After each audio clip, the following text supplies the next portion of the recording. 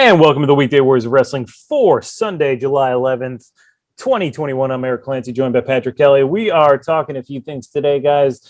We've been off for a while, so, bear with us as we find our feet again.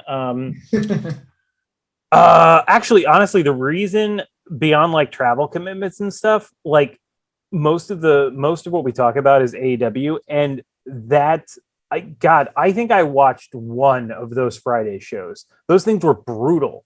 Like, I'm not talking about like the shows were terrible, but like I'm not freaking staying up to start watching something at 10 on a Friday night. I'm 35 years old. I'm not going to do that anymore. And then like the weekend happened, and like it was difficult to find time to watch the show. Absolutely. I did watch all of the shows. And none of them live, because like you, no way in hell I'm staying up on a Friday night to watch a wrestling show. That's not happening. But in watching those shows, there was it was almost like they felt like they were just taking time off after the pay-per-view. And, I like the show, you like the show, and I thought, okay, that pay-per-view was really good, and they're going to have some heavy momentum heading into their new road shows that are coming up. And I don't know if they felt like, well, we're moving to Fridays temporarily because of the NBA playoffs, so let's just not try. Yeah. And it was a bunch of shows that just felt like nothing happened. Like you could have skipped the last month of shows and missed nothing. Yeah, which I did. So like, like I think honestly, and to me, we had a discussion a little while ago, and it was whether we thought the move to TBS was like good. And I made the case that I thought it was like fine, but a slight like downgrade, because I think TNT is like the marquee station. That may be true, but like this preempting was awful. Like it was terrible, and it killed any momentum they had. And I mean, they're getting it back because they're back on the road and everything, but like it was terrible. And like, I think Tony Khan was like, guys, we cannot do that every year. If we do that every year, we're going to be like, we're never going to build anything here. And I think from what I understand, TBS, they are not going to be preempted. So you're going to have the show on Wednesday every year. I mean, Vince hated that when Raw was on USA it's on USA now, but during its original run, it always got knocked off 2 weeks in September for the US Open and 2 weeks in, I want to say February for the Westminster Dog Show or the Kennel, one of the dog shows. Yeah, got knocked off. So it was twice a year. Nitro always got knocked off in May and June for the NBA playoffs. And it was less, I think, than what happened to AEW. I remember like 2 shows or something happening like in a time, but like, or they would have an abbreviated show, and it would always be the time of the year where Hogan would be like, well, I'm going on my break. And then they'd be like, oh, well, the ratings went down without Hogan. I was like, whoa, amazing. Was it because they were on at 11 p.m. at night? So, this was, I thought it was crippling. I thought it was really like terrible for them. But yeah, so I think the move to TBS is going to be great from that perspective, that they're not going to have to deal with this crap anymore. Yeah, because I remember those Westminster dog shows, and how angry I would be when I would see dogs running around. Look, and I love dogs. I actually, I'm just getting back from seeing my girlfriend, and we went to a dog adoption event, not to pick up anybody, just to look around. And there were a lot of really cute friggin' dogs there. I love dogs. But I don't want to watch them in a competition over my pro wrestling. So that preemption always ticked me off. And this was like that times 10, where it's like, not only did you preempt it, you put it at a time and a date where I am least likely to even consider watching it. So it was just, the whole thing was a mess. Yeah. So it's funny because I watched both of those things. Like when I was a kid, I didn't, because I was a kid, but like I watch tennis now. It's one of the sports I watch. I mean, I just got done watching Wimbledon the last month or so, although the way they scheduled it was really awkward. It was like, there's like fucking 800 hours of tennis within like 3 months, because the French Open was later, and then Wimbledon was same time, but it was very close to May. And then we've got the Olympics coming up. So we've got so much tennis coming up. And then the right after that, you're going to see the US Open. So it's this insane schedule right now. So it's tennis has a content problem right now. But so I watch both of those things. I watch the US Open, and I'll watch I watch that Thanksgiving dog show that they have on. I always like it because I think I love dogs. I think they're great and cute and fun and stuff. But yeah, I understand there's no fucking reason it needs to be on at 8 p.m. on a Monday night. It's just put I so that and I think the Thanksgiving one does really well because holy shit, in this polarized, politicized time where everybody hates everybody and nobody can talk about anything, you put the fucking dog. I mean, you can't even put on football because people are going to argue about that because football's become politicized now. But you turn on the dog show. Hopefully nobody has a goddamn opinion about, schnauzers versus Airedale Terriers. But it's one of the few things you can watch. I mean, you need neutral programming in this time period. So I think it actually works in that time period. But yeah, so this was awful. The whole thing. But you know what? We had the one last week where they were on Daly's Place back, but it was still in Daly's Place, but it was on Wednesday at a normal time.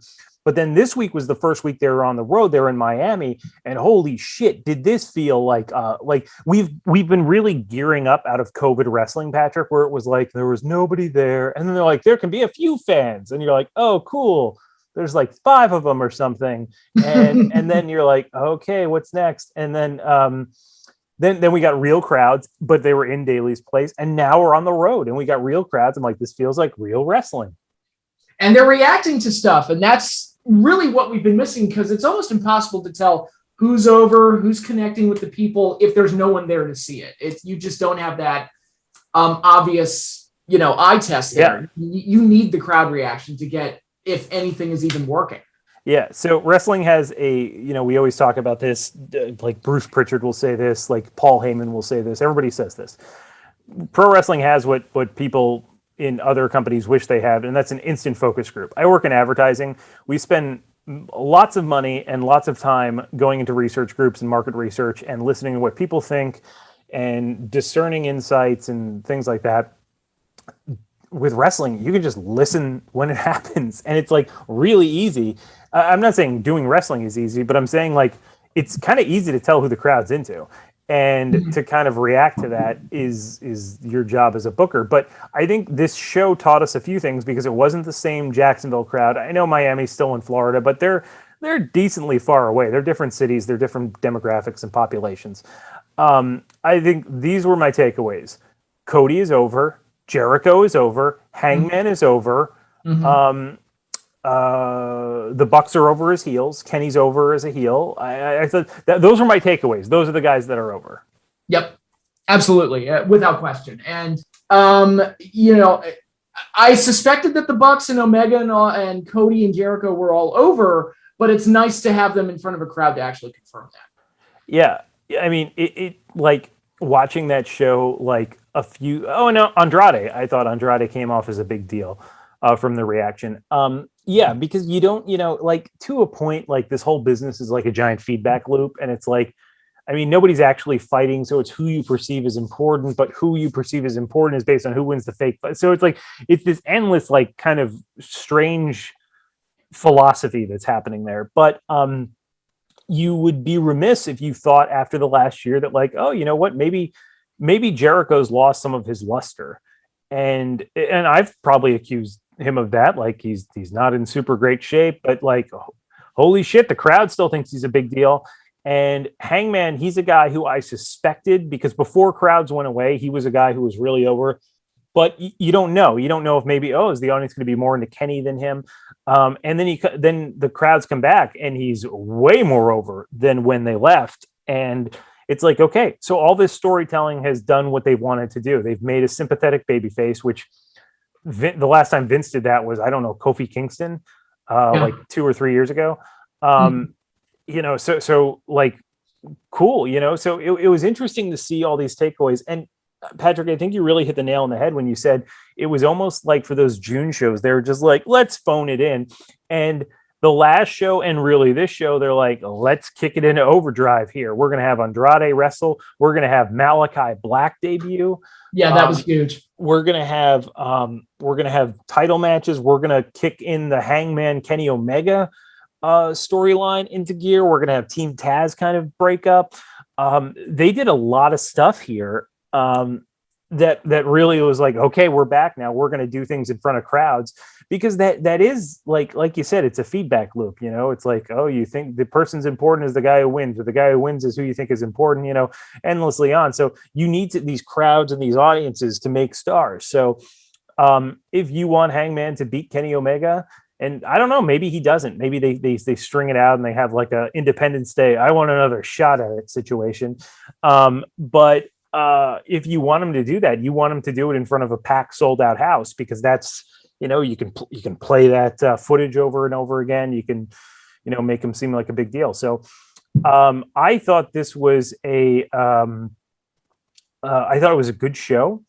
I thought, first of all, number one, thank God Cody and QT are done feuding. Thank God. I thought it, they got guys like Camarado and Ogogo exposure, and I think that was the idea.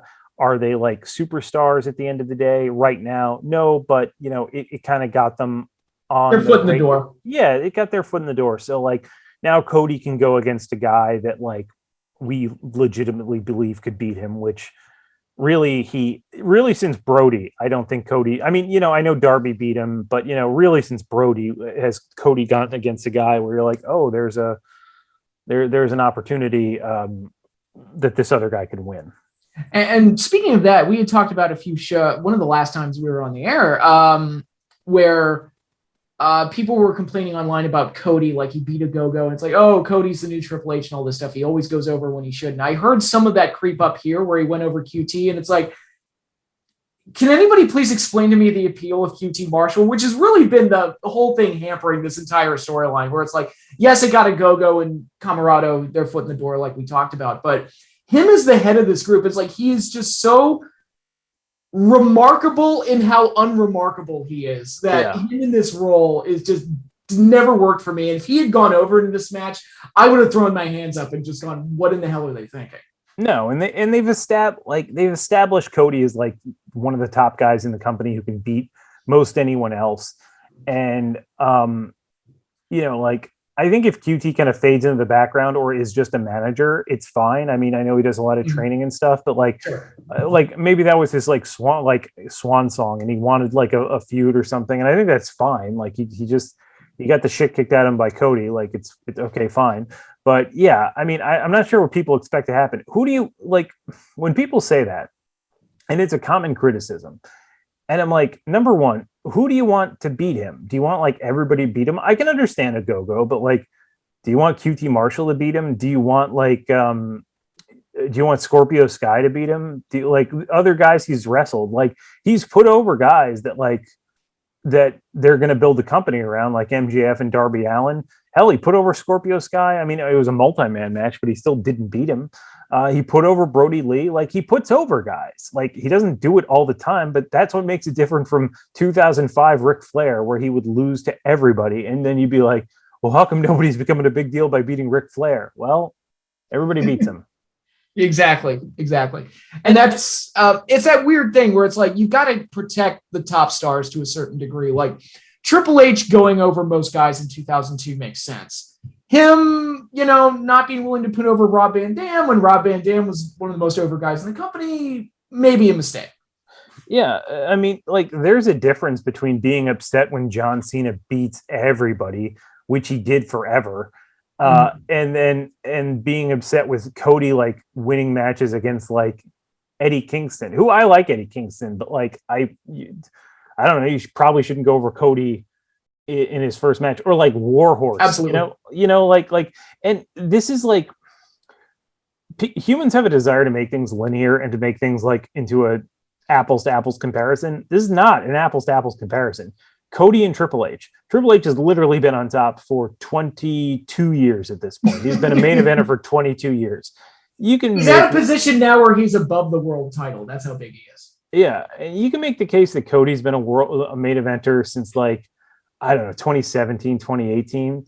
So, Mhm. okay, like 3-4 years. And then in this company, it's been like 2 years. It'll be 2 years coming up, or it was like 2 years 2 months ago. Like we're like the idea that he's at the level that Triple H is just insane because it's like it's such a small portion of the body of work that Triple H has had. Correct. Um, I mean, even with Cena's been a top guy since what, 05? 05? Yeah. 05. And yeah, so like it's not even, yeah, there's no comparison. There's absolutely no comparison. But yeah, let's talk about Malakai Black, which I thought was good. It made me laugh that everybody seemed to not know his name. I understand it. Like, I didn't have a problem with like, oh, that's not Tommy End. This is a different like I wrestled Tommy End. This is a different man. Like the idea that like he had changed and changed his name. I think that's fine. I just thought it was funny that like nobody seemed on the same page about it. And like Jim Ross is like, Tommy End. And Excalibur's like, yes, but that's not who it is. Oh my god. And it's funny, when they said his name the first time, I misheard it. I heard Valentine Black for some reason. I don't know why, but you were thinking Vincent Valentine, Final Fantasy VII. Yep, that's probably where my brain was going. And I texted my friends, I'm like, dude, Valentine Black is all elite. And I was like, no, scratch that. It's Malakai Black. Sorry. And they were confused by it. So They've also spelled Malakai very oddly. Yeah, with a K, right? Yeah, with a K, which like, I don't know, maybe that's like an Aleister Black like thing, but like, I think Malakai is normally like a CHAI or something. Yeah. I mean, I spell it Children of the Corn style whenever I need to spell it. But, great pull. Love that movie. Yeah. Hold on. You don't see the monster in that movie, right? You just see it like moving underneath the ground, right? I think it's mostly hidden. Yes, you see like a little bit of movement behind the corn, but for the most part, you don't see the monster. Yeah. Now in the third one, Urban Harvest, I believe you do see the monster. Is that correct? I never saw any of the sequels. I can't believe you missed Children of the Corn 3, Urban Harvest. See, I assume that Isaac never came back, and he was the best part of that movie. It's like, why would I want to watch a Children of the Corn? I don't think anyone's going to mind a digression. We have some weird people that listen to this show, so we're going to find out. I'm going to go to the Wikipedia page. Oh yeah, see, okay, so the second one is called The Final Sacrifice, which I feel like you're going all in on Final when it's only your second movie, and that's in like 92. That's like well after all these horror franchises have come out, and you know they're like big business. So let's see here. They had the top Friday the 13th. You said their final one was the fourth movie, and then they proceeded to make 5 more movies. Yes. Like year after year. It's the final one of Jason as a mentally challenged giant man that kills you before Roy, and then zombies. Jason. Zombie Jason, my favorite Jason. Yeah. I like that. Yeah. What's the one? Is it, it's not New Blood, is it? Is the one where he fights the telekinetic girl? Yes, part 7. Yeah. I like his like face on that. He looks like a freaking monster in that one. Yep. All right. What the fuck? Where is? Hold on. Here we go. Sorry, I was on the page of the first thing. Okay, so in the second one, Patrick, The Final Sacrifice, which has a dope trailer or dope poster, I might add. Nice. See. Speaking of Final Sacrifice, that was also the title of one of my favorite episodes of Mystery Science Theater. Oh, I thought you were going to say it was like a TNA pay-per-view. No, well, probably was, but no, there was a movie that was done on Mystery Science Theater. I believe was done by a Canadian film student that wound up on that show, and it's one of my favorite episodes. So check it out if you haven't. Zap Rylsdower, name of legend. All right, number 1, Charlize Theron is in Children of the Corn 3, and also Isaiah is not in here. It's Eli Porter. That sounds like an NXT name. It does. It really does. I'm going to go to the end here. Oh, yeah. He's got like tentacles and shit. Like, I'm going to see what he looks like. He who walks behind the rose monster, because there's a musical artist too. Also, I read this article saying that the aliens in in the Tomorrow War look boring. Oh, this thing looks pretty cool. I'll be honest. This doesn't look too bad. Okay. Yeah. If you ever get a chance to see this tentacle demon monster, you can. All right. What are we talking about? Malakai. Okay. One thing about his debut, and I don't know if this was just a happy accident or if they planned this. I'm pretty sure they planned this, but during the strap match, the lights went out and flickered. Yeah. And I think everybody chalked that up to being a technical mistake. So when it happened again during the Malakai Black debut, people immediately started to go, oh, it's another problem. And then the lights come on and there he is. So like, I don't know if they planned that, but genius move if that was the plan. Yeah. So I was wondering that too. I think they did, but I mean, who knows? But yeah, I was also wondering about that and thought that was like super cool if that's what they were doing. Okay. Yeah, so I thought that debut was good. It's going to be somebody I'm actually interested in seeing Cody go against, so that is good. What the hell else happened on that show?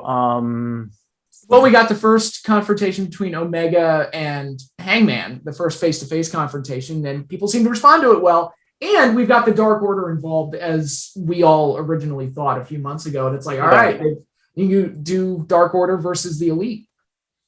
Yeah.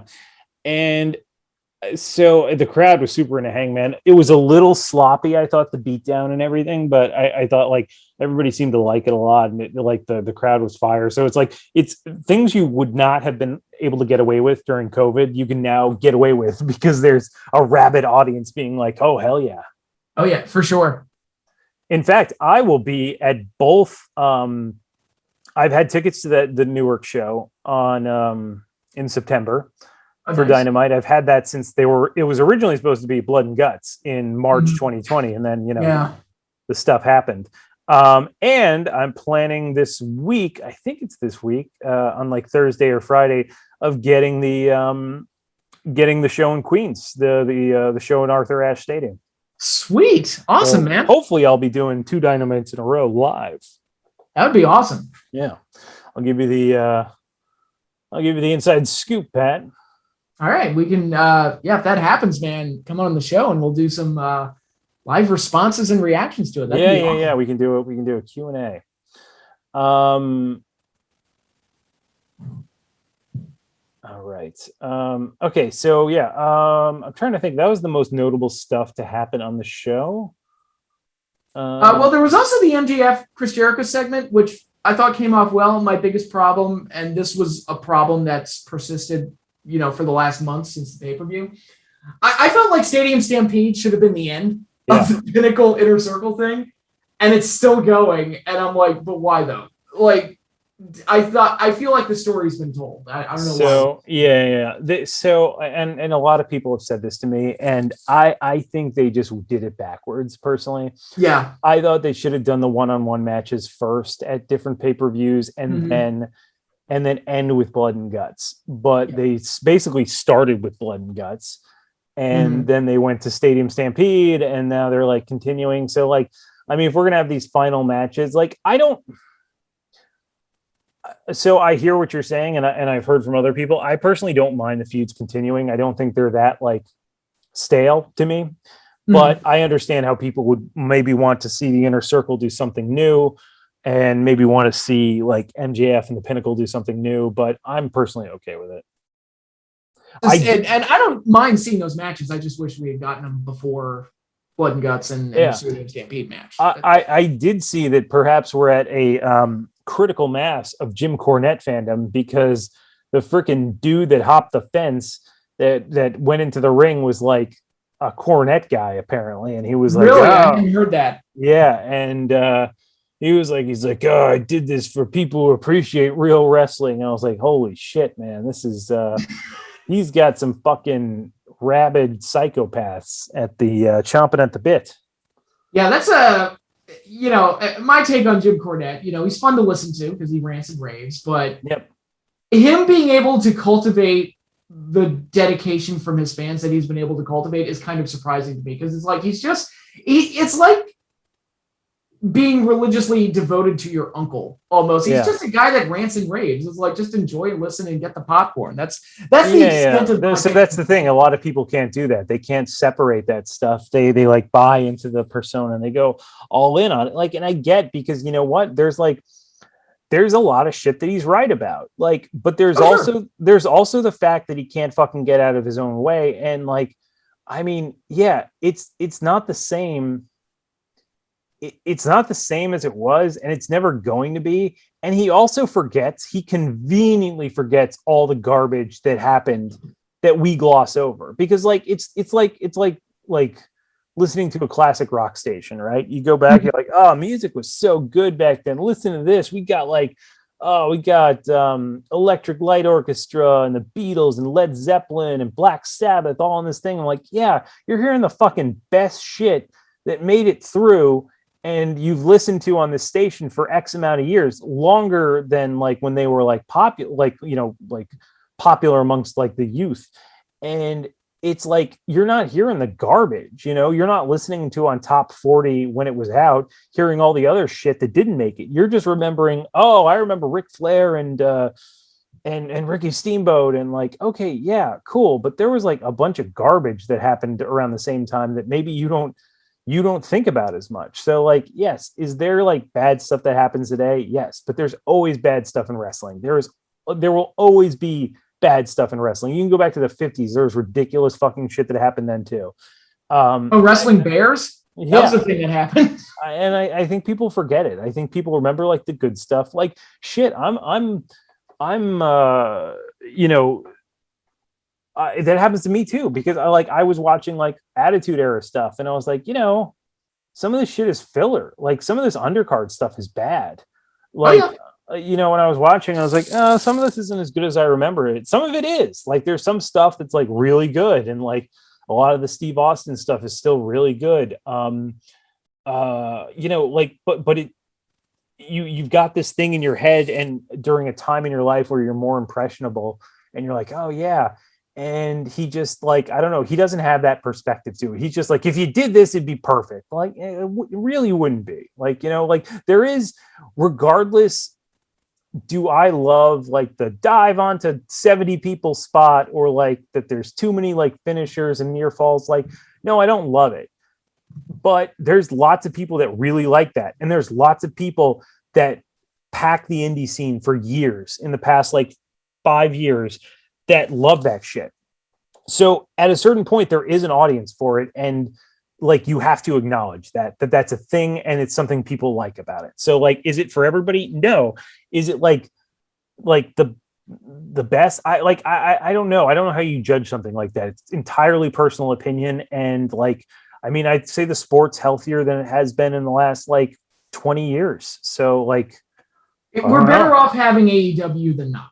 Yeah. Yeah. I mean, that's just how it is. And, you know, I look back on the old NWA stuff, which everybody says, oh, that was real wrestling. That was like real, quote unquote, real wrestling. And WWE was just a dog and pony show. And then I look back on it and I see things like the Boogie Woogie Man, Jimmy Valiant. I'm like, okay, how is that not cartoon character bullshit when I see Charlie Brown from out of town running out? And I personally enjoyed it. I thought it was fun, but it's like, come on, guys, calm down. Or even the Road Warriors, they're basically just giant cartoon characters. They're great, and I love them, but how can you look at them and say that they're more realistic than anything Vince was doing on the other side? Yeah. No, I think it's, yeah. No, you hit it. Yeah, you're right. And you're making me defend Vince, and I don't like it. Yeah. All right, let's talk John Cena. All right, let's do it. It's been talked about for a while that the star of Fast 9? The star of Fast 9, the Fast and Furious Go to Space movie. By the way, have you seen the I quote it all the time now. Have you seen the SNL skit from like last month or something? It was Beck Bennett doing this impression of Vin Diesel from the AMC commercial where he's like, "It's been too long. We got to go back to the movies." I haven't seen it. No. Okay, it's great. And he just starts continually talking about more and more specific things about the movies, and he's like, the popcorn, the armrests, the cup holders. I'm talking about the movies. And then he's like, the second concession stand that's never been open, the little boy at the urinal with his pants all the way down, the dryer in the bathroom that's louder than a choo-choo train. And it's very funny. Oh, that's awesome. But at the end of the day, it's about family. It's yes, that thing is like everywhere now. So anyway, speaking of one of his family, so it's been talked about for a while that John Cena and Roman Reigns was going to be the headlining match of SummerSlam, and this seems to be, even though that John Cena is going to film something soon. Meltzer said the other day that it's still on, it's still locked in. This is going to be your match to headline SummerSlam. WWE is looking to make SummerSlam basically WrestleMania, even though they had WrestleMania outdoors in front of a stadium. I thought WrestleMania was a well done show in the sense. I mean, I liked the show. I thought it was a good show. Oh yeah. But I thought as a production in the time of COVID, I'm like, oh, that's so cool, But I think they're trying to make SummerSlam a traditional WWE type show. Which, by the way, is this in? It's not in Madison Square Garden, is it? It's in Vegas, right? Is it? I'm not sure. Yeah, it's in Vegas. Which part of me is like, are they moving in on like AEW because they don't really do Vegas much? So this is going to be the match. I mean, my gut says Roman wins, and it's a way to get Roman further over. But Roman did already beat him, so is there value there? I don't know. Like, I've always thought, and I've gotten into discussions with a colleague about this, because so I always think Roman and Brock is the match you kind of want. Now, the contrary point that has been brought up to me many times is that Roman and Brock have fought 7 million times. And I think that is valid. And I understand that because I was the one who was like, I don't want to see Rock and Brock again. I saw it because in my mind, it was like, okay, it's a face Rock versus a heel Brock. In this situation, though, you've got a heel Roman, a presumably face Brock, and Heyman, you'd have to see where he lands. So that's an intrigue hook that we wouldn't have. So I think there's actually a story there. Like there's something interesting that you can do there. Whereas with like John Cena, which I think it'll be like, whatever, it's fine. I saw them wrestle in MSG in the main event. And it was like, it was fine. It was like, they were just trying to get Roman over.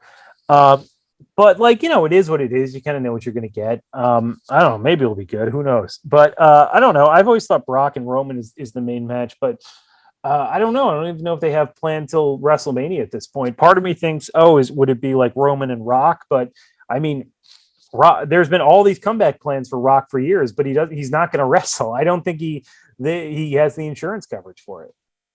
Yeah. And this is the problem with Roman, and it's nothing with him. And it's not even necessarily anything that they've done with him creatively. Because right now I think here's something I never thought I would say. Roman's the best thing in WWE right now. Yep. Great. The problem is there's no as far as I can tell, there's no babyface being set up on the opposite side to ultimately come up and face him. So I guess they feel like they're kind of stuck. It's like, all right, we'll throw Daniel Bryan at him and Edge at him, and we'll throw John Cena at him. And if they do the Brock idea, which I think is a great idea, I do agree that there's storyline potential there, but it's like, who's ultimately going to dethrone Roman is the question. And I just I don't see anybody being set up, and that's kind of a problem right now. One of the guys that I've seen them working on, but I think it's not worth it, is Cesaro, because Roman's younger than Cesaro is. So it's just like, I don't know, is there really value there? I'm going to go through names that are on. Holy shit, I don't even know who's on what show. I'm going to go through. It's hard to tell sometimes. Yeah, male main roster names: AJ Styles, Angel Garza, Angelo Dawkins, Apollo Crews, Baron Corbin, Bobby Lashley, Brock Lesnar's on the page. Cesaro, Cedric Alexander, Chad Gable, Damian Priest, Dolph Ziggler, Drew McIntyre, Edge. I mean, like, call out a name, Patrick, if you ever see anyone, but I'm not seeing anyone yet. No, neither have I. I got one Velveteen Dream. Yeah, right. Ivor, Jackson Riker, Jeff Hardy, Jay and Jimmy Uso, Jinder Mahal. There's Cena, Heath Slater, Morrison. Yeah, the last member of three-man band to not win the belt. Yeah. Keith Lee. I mean, perhaps, I don't know. Kevin Owens. Where else are we going here? Mansoor. I don't know if his main roster. He just shows up when they need to get that Saudi blood money. Mustafa Ali. MVP. God, they have so many wrestlers, by the way. Omos, Otis, R-Truth, Randy Orton, Raul Mendoza, Rey Mysterio, Riddle. I don't know, maybe Riddle. He's the only guy. Ricochet in the R section. We have a few. I don't know, maybe Ricochet or Riddle. Those are the only guys that like. And they've kind of been devalued, so it's like there's no upward momentum for them at this Robert Roode, Sami Zayn, Seth Rollins, Sheamus, Shelton Benjamin, Shinsuke Nakamura, Slapjack, T-Bar. They're still there. Yeah, well, they're on the page. The Fiend, The Miz. Let's see. I mean, that's it. Who amongst those? Like, do you see like a guy like? I think it just Roman holds it forever. Like, right? Like, you know what? If you're gonna, that's the storyline. Have him try to break Bruno's record. That's the story. At this point, I just don't see anyone else. I mean, perhaps Riddle. You'd need.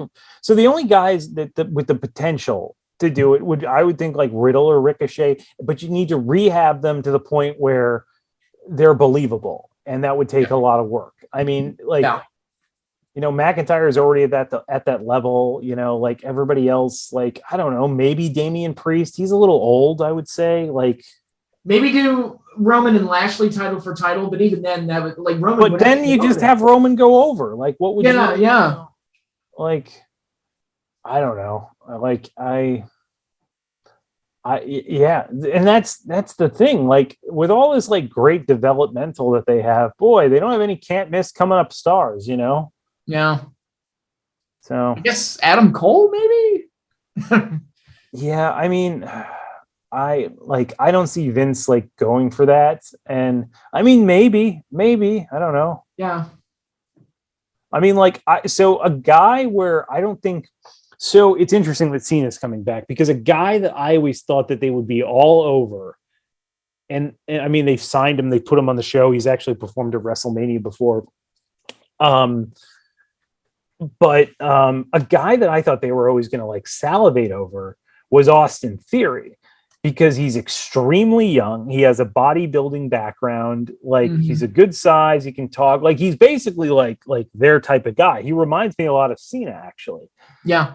And I wonder if he's like alternate reality John Cena, because you know, like, Cena was close to getting fired, right? You know, so and like he came in and like they gave him kind of a big push off the bat. He had matches with like Angle and Jericho and dudes like right away, and then like kind of started floundering. Then he did the white rapper gimmick, and then you know.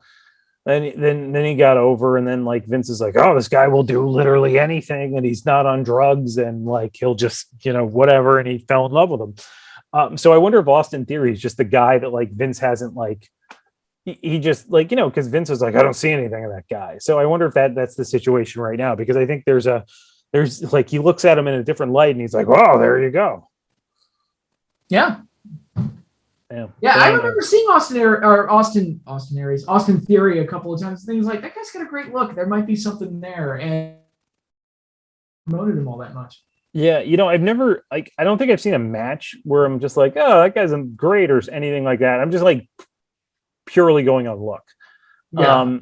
Maybe it's Tom McGee syndrome where he impressed somebody early on and caught favor with somebody, but then he never even reached that level. Well, again. I mean, remember, like John Cena was fucking terrible for years. Like, true. Like, I think you can make the case. Like, okay, so some people point to the 2 Shawn Michaels matches in 2007 and being like, oh, it's really good and stuff. But it's like, yeah, but like, everybody like can succeed in that. Like, I could have that match with, I mean, not really, but apparently Shawn hated that WrestleMania match.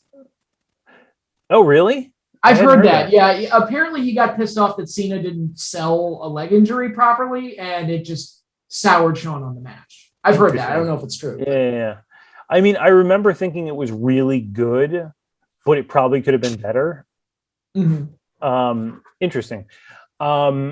Like, he had those matches, and then he had those like 08 matches with like Orton and stuff, and like, like I would say John Cena really didn't become a great wrestler until 2011. Like, I will say that like he was able to have his first true 5-star match, I think, with like CM Punk. Like, if we're saying like true, like not like every great match is a 5-star match, but like an actual 5-star match with CM Punk. And then he was able to seemingly put on those matches like pretty regularly, like his 2013 match with CM Punk, his in February, his 2013 Daniel Bryan match, like his matches with Cesaro. Yeah, his matches with Cesaro, his like US title run, his match with Brock at SummerSlam, like the triple threat match with Brock and Rollins. There was a point, his AJ matches, like there was a point where Cena just eventually was like, figured that shit out. But like, it took fucking forever. So it's always like, like, don't discount the next John Cena because he can't work, because the actual John Cena couldn't work until he had been world champion for like 6 years. So, I mean, he could work, but he wasn't like the like an elite tier performer until then. And the flip side of that, Stone Cold Steve Austin arguably made his most money and reached his biggest stardom when he was at his least able as a worker.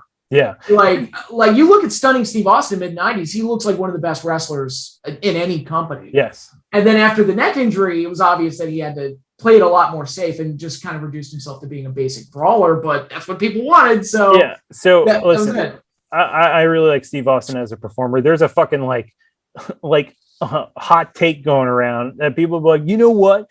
Austin actually was still really good after his neck injury. And I'm like, I mean, it depends on what your barometer is. But if you think Steve Austin pre-neck injury and post-neck injury is the same worker, like, I mean, they're not. Like, look at you can look at the same matches against the same wrestler and see them not be as good. Look at his matches with Undertaker. Look at his 98 and 99 Undertaker matches, and look at his 97 Undertaker matches. Like, I mean, like, yeah, the like Undertaker jumps off a fucking turnbuckle onto him, but like, other than that, like, Austin isn't doing as much as he used to. Look at, and this isn't fair because Shawn's back was broken, but look at 97 King of the Ring versus WrestleMania 14. Look at his matches with, Bret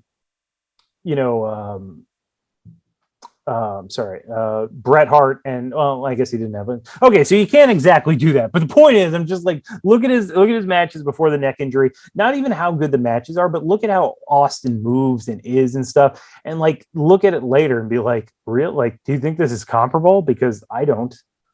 No, well, you compared his Undertaker matches, pre-97 and post-97, and it's the biggest takeaway for me is that he's not going to take the tombstone in any of those post-97 matches. So it's like every time Taker goes for the tombstone, he's going to counter out of it because he's not taking that move.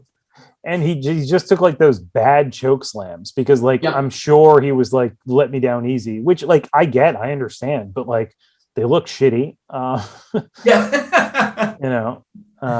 He was the golden goose and they had to protect him. So I get it. And like, I didn't like 15 minutes of punching each other in the face with the crowd, but like audiences seem to. So like, I guess, those people enjoyed it. I didn't. That's all there is to it. Mm-hmm. For sure. All right. Anything else, or you think we're good? I think we're good. All right, cool. Nice return to form for us. Yeah. So, ladies and gents, give us you can email us any questions. We'll do a mailbag one of these days. Patrick, give them that email address again. All right, let's do it. It's weekdaywarriors2020@gmail.com. Send your questions there. But otherwise, like, subscribe, comment, all that stuff is great. But for myself and Mr. Patrick Kelly, we are signing off.